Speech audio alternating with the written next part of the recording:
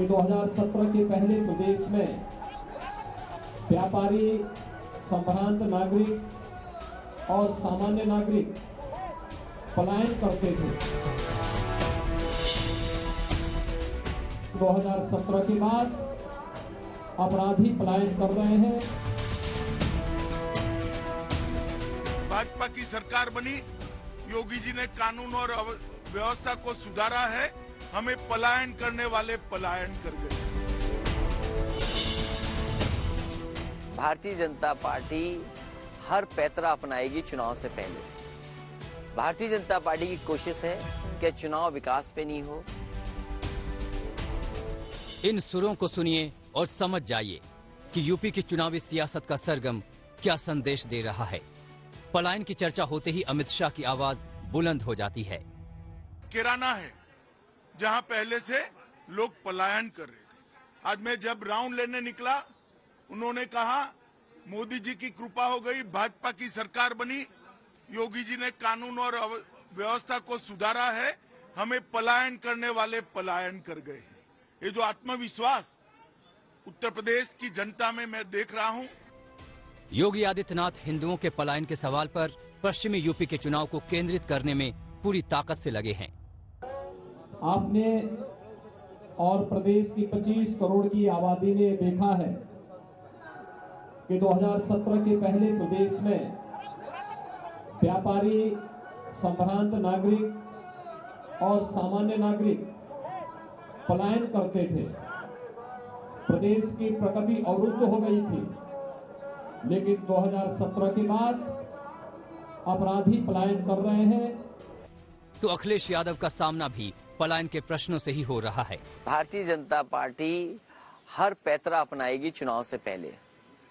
Bharatiya Janata party की कोशिश है कि चुनाव विकास पे नहीं हो, चुनाव नौकरी पर न हो, चुनाव महंगाई पर न हो, क्योंकि भारतीय जनता पार्टी पर महंगाई का जवाब नहीं है। 100 रुपए पेट्रोल हो गया, क्या जवाब देगी सरकार दिल्ली की? डीजल महंगाई क्या जवाब देगी? इन्होंने सबसे बड़ा वादा किया था किसानों की आय दोगुनी होना। क्या ये कैराना में जाकर के, मुजफ्फरनगर में जाकर के, शामली में जाकर के, सहारनपुर में जाकर के बताएंगे कि किसानों की आय दोगुनी हुई? 2017 एक बार फिर से दोहराया जा रहा है।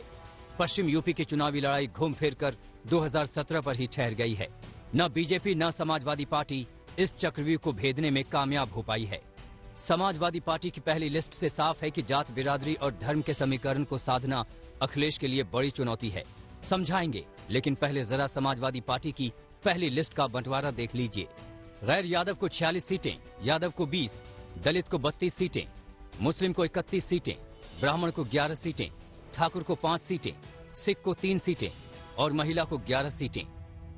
समाजवादी पार्टी की पहली प्रत्याशियों की 159 उम्मीदवारों की इस लिस्ट में जातिगत समीकरणों के साथ साथ ओबीसी और मुस्लिम फैक्टर साफ तौर पर नजर आता है। 66 ओबीसी और 31 मुसलमानों को टिकट देके कहीं ना कहीं समाजवादी पार्टी ने अपने पुराने फॉर्मूले पर वापस आने का काम किया है। समाजवादी पार्टी को लगता है कि स्थानीय नेताओं और इस फैक्टर के जरिए कहीं ना कहीं 2022 की जीत को आसान किया जा सकता है। तो वही अखिलेश यादव भी बार बार इस बात को कह चुके हैं कि टिकट उसी को दिया जाएगा जिसकी जीत पक्की हो। समाजवादी पार्टी की पहली लिस्ट से साफ है कि अखिलेश को जाति और धर्म के तराजू पर दोनों पलड़ों के संतुलन में कितनी होशियारी और सावधानी दिखानी पड़ रही है। बीजेपी का रास्ता जितना साफ और खुला है, अखिलेश का उतना ही उबड़ खाबड़ और टेढ़ा मेढ़ा।